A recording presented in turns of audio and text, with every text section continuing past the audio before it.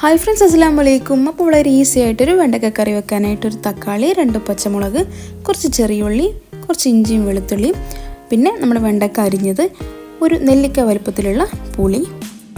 ഇനി നമ്മൾ stove on ചെയ്ത് ഒരു മൺചട്ടി ചൂടാക്കി 2 ടേബിൾ സ്പൂൺ വെളിച്ചെണ്ണയിലേക്ക് കുറച്ച് ഉലുവയും കടുകും കുറച്ച് കറിവേപ്പിലയും കൂടി ഇട്ടൊന്ന് പൊട്ടിച്ചെടുക്കുന്നുണ്ട്.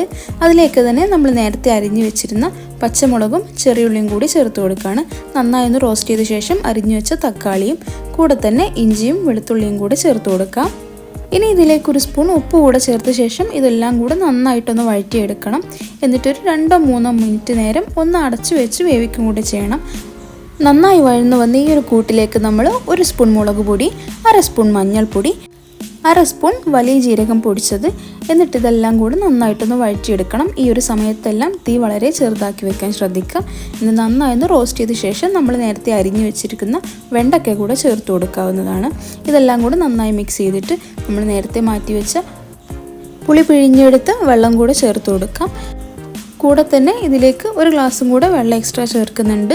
ഈ ഒരു വെണ്ടയ്ക്കയും ഈ കൂട്ടും എല്ലാം നന്നായിട്ട് വെന്ത് കിട്ടാൻ വേണ്ടിയിട്ടാണ്. നമുക്കിനി ഇത് കുറച്ച് നേരം മൂടി വെച്ചാണ് വേവിക്കേണ്ടത്. നന്നായിട്ട് തന്നെ തിളപ്പിച്ച് വറ്റിച്ചെടുക്കണം.